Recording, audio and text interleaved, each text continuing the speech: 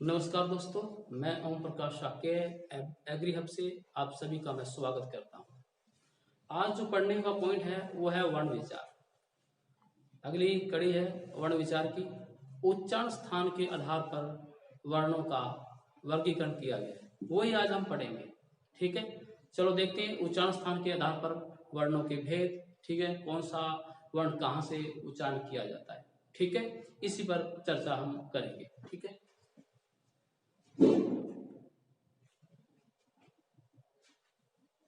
वर्ण, जैसा कि मैं पहले ही बता चुका हूं, वर्ण भाषा की सबसे छोटी इकाई है जिसके हम टुकड़े नहीं कर सकते, जिसके खंड नहीं कर सकते। ठीक है, लेकिन हमारा आज जो पॉइंट है पढ़ाने का वो उच्चारण स्थान है। ठीक है, देखो सीधा हम उच्चारण स्थान याद करते हैं तो हमारे याद नहीं होता है, लेकिन हमने कुछ इसके अंदर सूत्र बनाए हैं। उन्हीं सूत्र के आधार पर हम उच्चारण स्थान को हम क्या करेंगे, याद करेंगे। यानी कि इतने वर्ण जो है, ठीक है, वर्ण और जब हम बात करते हैं वर्णों की, ठीक है, स्वर और व्यंजन, ये वर्ण है। इन दोनों को हम वर्ण कहते हैं, लेकिन इनके आगे भेद किए गए हैं। एक तो स्वर है और एक क्या है, व्यंजन। ठीक है, इन वर्णों का उच्चारण स्थान क्या है। जब हमारे फेंक हम इन वर्णों का जब उच्चारण करते हैं तो फेंफड़ों से वायु निकलती है, बाहर की तरफ आती है। ठीक है, मुख के अंदर आएगी और मुख के विभिन्न भागों के साथ मतलब वो वायु टकराएगी और जीभ भी हम इन वर्णों का जब उच्चारण करेंगे, जीभ सहायता इन अवयवों का अवयव की मदद लेगी। ठीक है, देखते हैं वो कौन कौन सी। तो हम सबसे पहले हम बात करेंगे 1 नंबर सूत्र की। ठीक है, इसमें हम बात करेंगे अकय विसर्ग कंठान। 1 नंबर सूत्र है, ध्यान रखें। ठीक है, 1 नंबर जो सूत्र है, देखिए 1 नंबर जो सूत्र है, देखते हैं कौन सा 1 नंबर सूत्र। 1 नंबर सूत्र, ठीक है, 1 नंबर सूत्र देखिए यहाँ पे। 1 नंबर सूत्र ये देखिए क्या है, अकह है। अकह है विसर्ग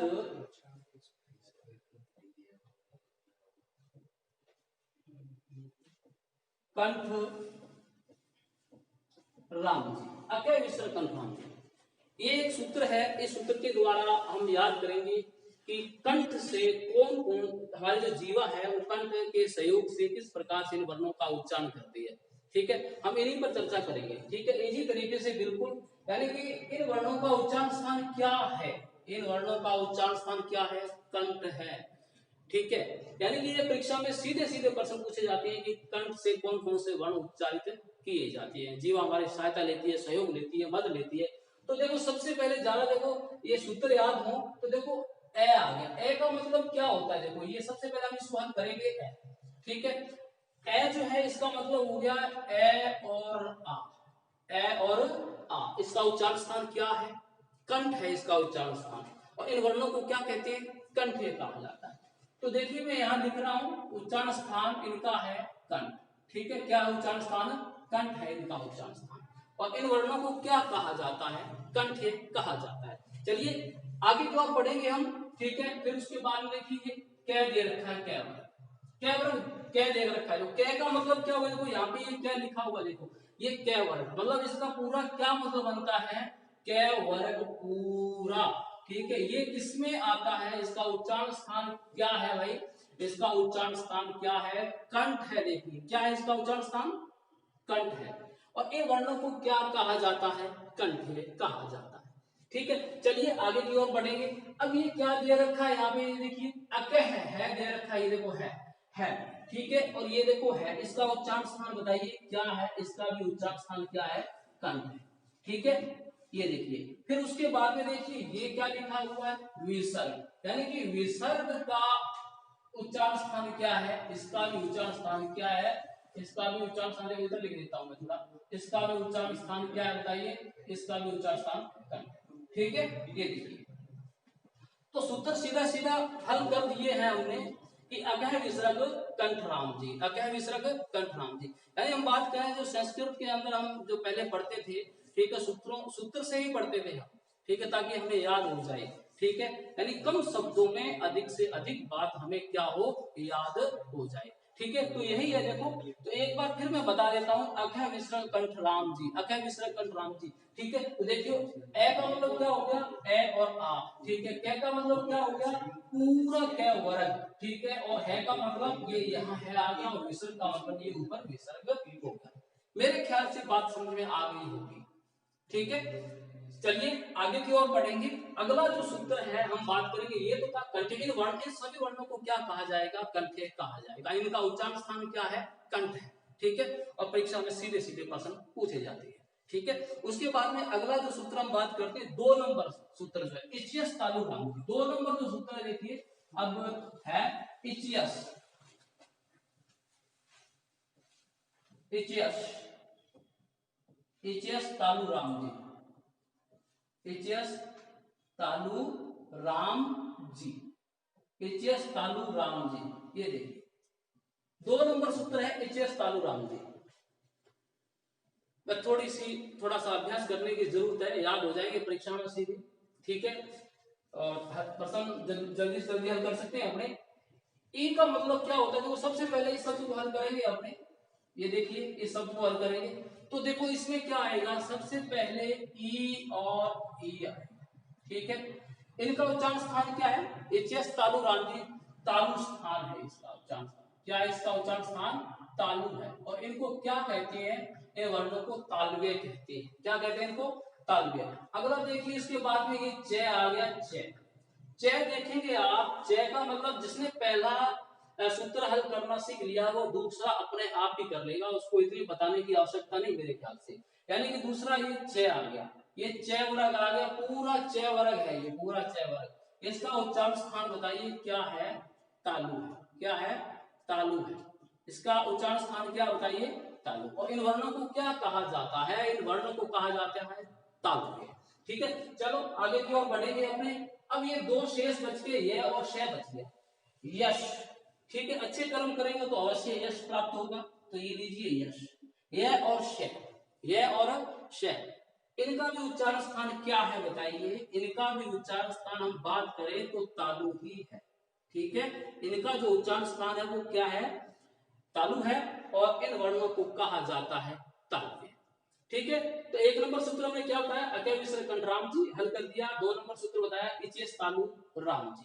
ठीक है, ई का मतलब ये आ गया, तो ई है। फिर च आ गया, च का च पूरा वर्ग आ गया, ये और श का मतलब पूरा क्या आ गया, ये और श।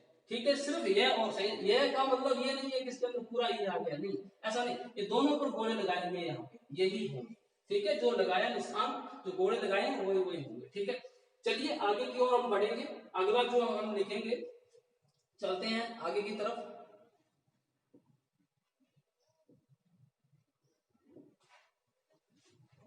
चलिए अगला जो 3 नंबर है, आगे की तरफ बढ़ेंगे। अगला है, अगला जो सूत्र है देखिए कौन सा है अगला सूत्र। अगला सूत्र देखो तय वाला है, रीटर्स से जानो मुर्दा जी। 3 नंबर जो सूत्र है लिख लीजिए, रीटर्स, रीटर्स, रीटर्स से जानो मूर्धा जी, रीडर से जानो मूर्धा जी। ये सूत्र बनता है अगला, रीडर से जानो मूर्धा जी, रीडर से जानो मूर्धा जी। मतलब इसके अंदर क्या होता है देखो, जो जिसने 2 हल करने सीख लिए वो तीसरा ऑटोमेटिक अपने आप सीख लेगा। ठीक है, करना। इसका मतलब देखो री आ गया, री ये रहा री। ठीक है, इसका उच्चारण स्थान क्या है, मूर्धा। मूर्धा होता क्या है देखो मैं बता दूं आपको, मूर्धा जीव जो हमारे ऊपर के जो दांत है उसके जो पीछे ऊपर के दांत जो खुरदरा स्थान होता है उसको बोलते हैं मूर्धा। ठीक है, तो जीव इसी का सहयोग लेती है। ठीक है, तो देखो मूर्धा, मूर्धा में कौन कौन सा आ गया, तो री आ गया, हल हो गया, और एक कौन सा आ गया, ये टै वर्ग आ गया, पूरा टै वर्ग देखिए। ठीक है, पूरा टै वर्ग है, ये मूर्धा में आता है पूरा टै वर्ग। ये उच्चारण इसको इन वर्णों को बोलते हैं मूर्धन्य। क्या बोलते हैं इनको, मूर्धन्य कहा जाता है। ठीक है, मूर्धा है इनका, इनका उच्चारण स्थान क्या है, मूर्धा है। ठीक है, और इनको क्या बोलते हैं, वर्णों को मूर्धन्य बोलते हैं। एक ये देखो ये आ गया रे और से, रे और से पास पास देखो रे और से, इनका भी उच्चारण स्थान क्या है बताइए, इनका भी उच्चारण स्थान है मूर्धा है। क्या है? उच्चारण स्थान मूर्धा है। इनका भी उच्चारण स्थान मूर्धा है। ठीक है, ये हल हो चुका है पूरा। ठीक है, 3 हल हो चुके हैं। ठीक है, चलिए एक बार रिवाइज करा दूं। अगेन मिस्टर कंफर्म जी, एचएस तालु राम जी, रिटल से जानो मूर्धा जी। चलिए आगे की तरफ हम बढ़ेंगे।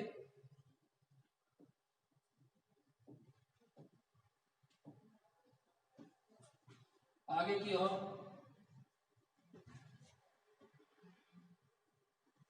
चलते। अगला जो है तैवरग आता है। लतस पुकारो दंत जी, इसका सूत्र क्या होगा? लतस पुकारो। 4 नंबर जो है लतस पुकारो दंत जी, इसका क्या होगा? लतस पुकारो दंत जी होगा। ठीक है, क्या होगा इसका? लतस पुकारो दंत जी। लतस पुकारो दंत जी, लतस पुकारो दंत जी, ये हो गया लतस पुकारो दंत जी। अब इसमें क्या होगा? लतस पुकारो दंत जी में क्या होगा? ठीक है, दंत मतलब हमारी जो जीवा है किसकी मदद लेती है, किसकी सहायता लेती है? दांतों की सहायता लेती है। यानी कि हमारी जो जीवा है वो दांत से क्या करती है? स्पर्श करती है, तब हम जाकर के हम इन वर्णों का उच्चारण कर पाते हैं। तो वो कौन कौन से वर्ण देखिए, एक तो आ गया कौन सा? लय आ गया ये, इसका उच्चारण स्थान क्या है? इसका उच्चारण स्थान है दंत। क्या है इसका उच्चारण स्थान? दंत है, इसका उच्चारण स्थान दंत है। ठीक है, और इन वर्णों को क्या कहते हैं? दंतव्य कहते हैं। ठीक है, फिर उसके बाद में ये आ गया तय। देखो अपने कुछ नहीं करना, सूत्रों को हल करना है बस। ठीक है, एक बार अभ्यास पूरा पूरा याद। ठीक है, ये तय पूरा वर्ग आ गया। ये तय का मतलब हो गया तय वर्ग। इसका उच्चारण स्थान क्या है? इसका उच्चारण स्थान है दंत। क्या है इसका उच्चारण स्थान? दंत है। ठीक है, फिर उसके बाद में हम बात करते हैं से आ गया, इसका भी उच्चारण स्थान कौन सा है बताओ? ये देखो ये रहा, इसका उच्चारण स्थान ये रहा। ठीक है, दंत है। से का भी क्या है? दंत है, उच्चारण स्थान ध्यान रखें इसका। ठीक है, तो ये अपने हल किए हैं सूत्र लतस पुकारो दंत जी। ठीक है, फिर उसके बाद में हम बात करते हैं कौन सा? अगले की हम बात करते हैं उप आते हैं ओष्ठ में। अगला जो सूत्र है वो कौन सा है? उप आते हैं किसमें? ओष्ठ में आते हैं, उप आते हैं ओष्ठ में। ठीक है, उप आते हैं ओष्ठ में। अगला जो सूत्र पढ़ेंगे अपने, उप आते हैं ओष्ठ में। ठीक है, ये लीजिए, उप आते हैं, उप आते हैं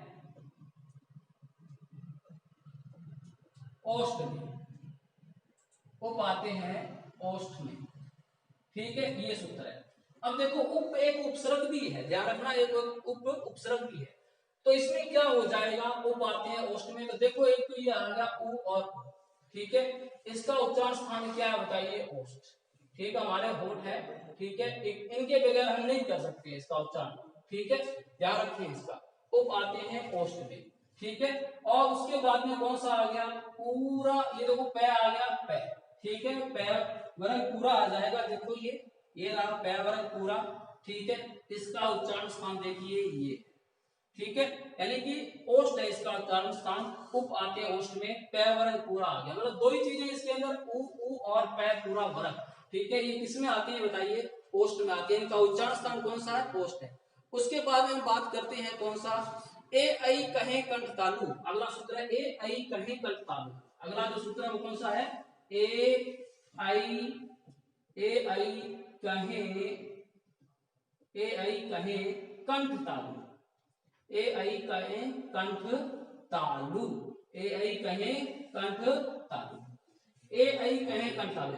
अब देखो ए और ऐ का उच्चारण स्थान क्या है बताइए? ए ऐ का उच्चारण स्थान क्या है?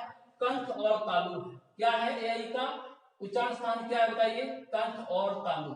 ठीक है, कंठ तालु, इनको बोलते हैं कंठ तालव्य कहते हैं। तो क्या कहते हैं? कंठ तालव्य कहते हैं। अब ये एक सोचने वाली बात है कि भाई ये कंठ तालु दोनों से कैसे होता है? देखो ये मैंने बताया था ए और प्लस में ई, ए प्लस ई। ए का उच्चारण स्थान क्या है? कंठ है, और ई का कौन सा है? तालु है। इसलिए इनको दोनों का क्या कहा जाता है? कंठ तालु कहा जाता है।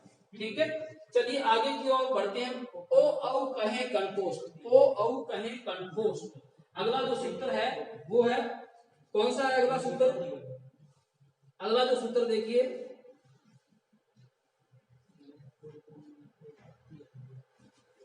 अगला सूत्र ओ औ कहें कंठोष्ठ, ओ औ कहें कंठोष्ठ, ओ औ कहें कंठोष्ठ। क्या कहें? कंठोष्ठ, कंठोष्ठ।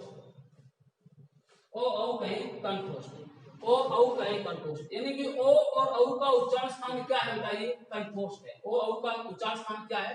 कंठोष्ठ है। कंठ और ओष्ठ दोनों से ही बोला जाता है कंठोष्ठ, ठीक है। ओ औ का उच्चारण स्थान क्या है? कंठोष्ठ। उसके बाद में करते हैं, एक रह गया वह है केवल दंतोष्ठ में, वह है केवल दंतोष्ठ में। अगला सूत्र है वह और फै, वह केवल दंतोष्ठ में, वह है केवल दंतोष्ठ में, ठीक है। दंतोष्ठ में वह है केवल दंतोष्ठ में, ये आ गया वह है केवल दंतोष्ठ में, ठीक है। वह और फै का उच्चारण स्थान क्या है? दंतोष्ठ है। वह और फै का उच्चारण स्थान क्या बताइए? दंतोष्ठ है, ठीक है। वह फै का जो उच्चारण स्थान क्या है? दंतोष्ठ है। चलिए ये तो था अपना उच्चारण स्थान, ठीक है। लगभग सारे हो गए हैं, ठीक है। हमने उच्चारण स्थान किया है ये, ठीक है, कोई रहा नहीं है, सभी हो गए उच्चारण स्थान, ठीक है इनके। अब आगे हम करेंगे घोष अघोष की हम चर्चा करेंगे। क्या करेंगे? घोष अघोष की चर्चा करेंगे, इसी सारणी पर करेंगे अपने, ठीक है। देखिए अगला जो पॉइंट है क्या है? घोष अघोष, ठीक है। क्या आएगा? घोष और क्या आएगा? अघोष, घोष और क्या आ जाएगा? अघोष, ठीक है। घोष और अघोष, ठीक है। हमारे गले में स्वर तंत्रियां होती हैं, कुछ वर्ण ऐसे होते हैं जिनका उच्चारण करते हैं तो वो आपस में मिल जाती हैं, कंपन करती हैं, और कुछ ऐसे वर्ण होते हैं जिनका उच्चारण करते हैं तो क्या होता है कि वो आपस में स्वर तंत्रियां नहीं मिलती है, तो उन्हें क्या कहते हैं? अघोष कहा जाता है। चलिए इसी पर हम चर्चा करेंगे, ठीक है। सबसे पहले तो ये बाउंड्री बना लें आप, ठीक है। ये इसका करने से पहले घोष अघोष वर्ण कौन से हैं, हम इसी पर चर्चा करेंगे कि घोष अघोष वर्ण कौन से हैं। सिर्फ एक ट्रिक है छोटी सी, उसको याद करो, सारे अघोष घोष याद हो जाएंगे। तो एक सूत्र है, देखो इसके अंदर क्या सूत्र है, देखिए इसका सूत्र देखो, सिर्फ एक ही सूत्र है। घोष अघोष याद करने का केवल एक सूत्र, तेज स्वर में घोष करो 3 4 5 का अंत। सुनिए सूत्र एक है, क्या है? तेज स्वर, तेज स्वर में घोष करो, तेज स्वर में घोष करो 3 4 5 का अंत है, अंत है, बस इतना ही करना है और सारे घोष अघोष याद हो जाएंगे आपको। तेज स्वर में घोष करो 3 4 5 का अंत है, सारे घोष अघोष याद, सारणी याद करने की जरूरत नहीं है, ठीक है। चलिए हम करते हैं। सबसे पहले तो क्या करना है, इनको नंबर देने हैं आप, ऐसे लाइन खींचते हैं, ऐसे करके ये लाइन खींच लेती, ऐसे लाइन खींच लें, ठीक है, ये रहा, और ये इस तरह से लाइन खींच, चलिए ये बन गया, ठीक है। इस तरह से ऊपर ऐसे ऐसे, और इनको थोड़ी नंबरिंग देने आप, नंबरिंग देने, बस थोड़ा सा अभ्यास करने की आवश्यकता है। और परीक्षा में कई बार तो 5 5 6 6% पूछे गए इसके, और 2 3% तो कहीं नहीं गए, कम से कम पूछेगा तो भी। 1 नंबर ये इसको दे दो, और ये 2 नंबर दे दो, इसको 3 नंबर, इसको 4, और इसको दे दो 5। ये पंचमवर्ण होते हैं, नासकीय वर्ण भी कहा जाता है इनको, ठीक है। चलिए इसमें क्या लिखा हुआ है, सूत्र को हल करते हैं अपने तेज स्वर में। स्वर, ये देखो स्वर लिखा, पहले तो हम करेंगे स्वर को हल। ये कह रहा है कि तेज स्वर में घोष करो, तेज स्वर मतलब सारे जो स्वर हैं, सारे जितने भी जो स्वर हैं, ये किसमें आते हैं बताइए? स्वर किसमें आएंगे? ये आएंगे, घोष लिखा हुआ है, घोष वर्ण की हम चर्चा करें, तेज स्वर में घोष करो। ये देखो हम कर रहे हैं चर्चा किसकी? घोष वर्ण की चर्चा कर रहे हैं, इनकी चर्चा कर रहे हैं, घोष वर्ण की, ठीक है। हम घोष वर्ण की बात कर रहे हैं, तेज स्वर में घोष करो, ठीक है। तो सारे स्वर किसमें आ जाएंगे? घोष वर्ण में आएंगे। किस में आएंगे? सारे घोष वर्ण में आएंगे। चलिए आगे हम बात करते हैं। फिर ये क्या करा, स्वर, तेज स्वर, सारे स्वर आ गए और घोष है ये। और उसके बाद में हम बात कर रहे हैं 3 4 5। अब 3 4 5 कहां पे है? 3 4, ये देखो ये रहा, 3 आ गया, ये 4 लाइन और 5 नंबर लाइन, 3 4 5 का अंत है। ठीक है, मैं सिर्फ घोष वर्ण की चर्चा कर रहा हूं। 3 4 5, ठीक है। तो ये देखो, ये जो 3 वाली लाइन में जो सारे हैं, ये यहाँ तक ये बाउंड्री लाइन खींच दी है, यहाँ तक की हम बात कर रही है। तो ये सारे क्या है? घोष वर्ण है। ये 4 नंबर यहाँ तक घोष वर्ण है, 5 नंबर यहाँ तक घोष वर्ण है। ठीक है, फिर आगे की हम चर्चा करते हैं। कौन सा? ये अंतर्देह था, अंतस्थ है, यानी कि ये जो अंतस्थ है ये भी सारे किसमें आते हैं? ये अंतस्थ जो है ये भी सारे किसमें आएंगे बताइए? घोष वर्ण में आएंगे। ये भी अंतस्थ भी घोष वर्ण में। और ये जो मैंने ये इतना जो लगाया है 3 4 5 है जो है ये, ठीक है, और ये और यहाँ तक भी 3 4 5 तक ये भी, ठीक है, ये भी घोष वर्ण में आते हैं। किसमें आते हैं? घोष वर्ण में। ठीक है, 3 4 5, 3 4 5 वाह, ठीक है। और अंतस्थ बता दिया, ये अंतस्थ जो है ये भी घोष वर्ण में आते हैं। अब एक बच गया क्या है? ये भी देखो किसमें आता है बताइए? ये भी घोष वर्ण में आता है। ठीक है, अब देखो पूरी सारणी हल हो गई। एक छोटे से सूत्र के माध्यम से पूरी सारणी हल कर दी। ठीक है, तेज स्वर में घोष करो 3 4 5 का अंत है। अब जो हमने देखे ये सारे कौन से थे? घोष वर्ण थे। लेकिन इसके बाद में आप कहोगे सर अघोष कौन से? जो बच गया है ना, समान, जो समान